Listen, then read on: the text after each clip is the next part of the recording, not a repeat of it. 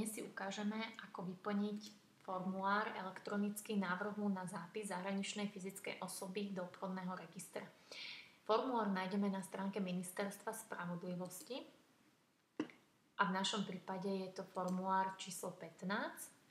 Zvolíme si návrh na zápis podniku zahraničnej fyzickej osoby a v našom príklade ide o cudzinca z Ukrajiny, čiže dáme mimo územia členského štátu Európskej únie.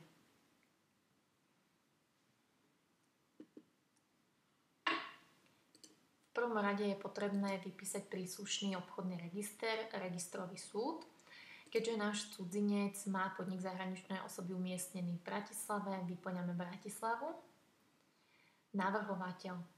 Pokiaľ je navrhovateľom samotný cudzinec a teda je oprávnený podať si elektronický návrh, čiže má zaručený elektronický podpis, vypisujú sa údaje tohto cudzinca. Pokiaľ je navrhovateľom splnomocnená osoba alebo advokát, vypisujú sa údaje o advokátovi, ktorý návrh podáva.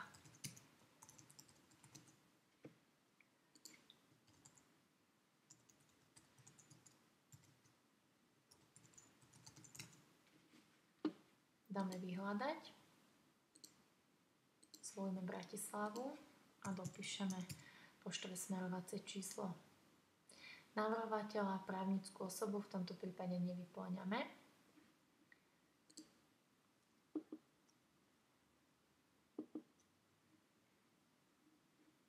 Označenie podniku zahraničnej fyzickej osoby. Toto označenie vyplýva aj zo samotného osvedčenia o živnostenskom oprávnení. My sme si pripravili vzor z takéhoto osvedčenia s tým, že samozrejme údaje nie sú údajmi konkrétnej fyzickej osoby. Označenie podniku zahraničnej fyzickej osoby sme si zvolili ako Jožko Mrkvička. Pomôčka doprava.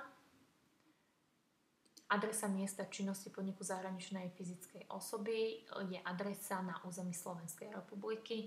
V našom prípade sme si vybrali Račianske Mýto 1/A Bratislava. Dáme vyhľadať.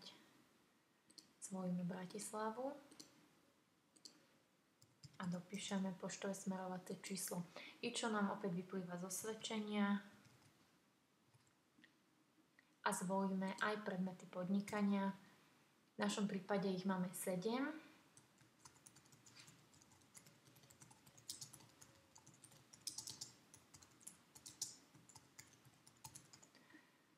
Čiže sprostredkovateľská činnosť v oblasti služieb a dopisujeme ďalšie predmety podnikania presne podľa názvu, ktorý je uvedený aj na osvedčení o živnostenskom podnikaní. Keď podopisujeme všetky predmety podnikania, vypíšeme údaje, ktoré sa týkajú vedúceho podniku. Opäť vedúci vyplýva aj zo samotného osvedčenia o živnostenskom oprávnení, prípadne z rozhodnutia zahraničnej fyzickej osoby o zriadení podniku. V našom prípade je to samotný cudzinec.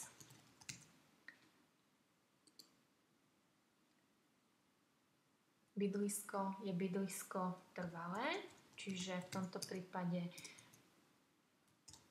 na území Ukrajiny. A zvolíme Ukrajinu. Dátum narodenia. Dátum narodenia nám vyplýva napríklad aj z povolenia na pobyt. My sme si vymysleli 1.1.78 rodné číslo. Rodné číslo dávame bez lomitka, všetky čísla cez spolu. Deň vzniku funkcie nevypisujeme, bude to deň zápisu zahraničnej fyzickej osoby do obchodného registra a oprávnenia vedúceho podniku zahraničnej fyzickej osoby vyplývajú zo samotného rozhodnutia zahraničnej fyzickej osoby. Môže to byť napríklad, že vedúci je oprávnený konať nezávisle a samostatne. Prokúra nie je povinný údaj, v našom prípade cudzinec nemá prokuristu, tak nevypisujeme a vypíšeme ešte zahraničnú fyzickú osobu, čiže samotné údaje o cudzincovi.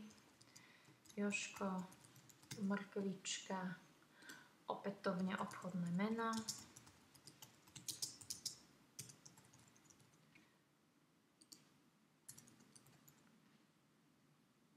bydlisko opätovne na Ukrajine, PSČ a zvolíme opäť štát. Miesto podnikania zahraničnej fyzickej osoby uvádzame iba, ak sa líši od bydliska, v našom prípade nie. Dopíšeme ešte dátum narodenia. My si vymysleli rodné číslo zahraničnej fyzickej osoby, opäť bez lomitka. A register uvádzame iba v prípade, ak je zahraničná fyzická osoba na území Ukrajiny zapísaná aj teda v inom registri. Do týchto koloniek následne vpíšeme prílohy k návrhu. Prílohou v našom prípade bude plná moc, nakoľko návrh podáva splnomocnenec. Druhou prílohou je rozhodnutie zahraničnej osoby o zriadení podniku zahraničnej fyzickej osoby.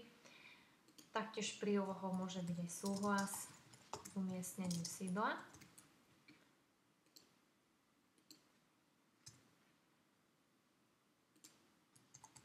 Povolenie na pobyt.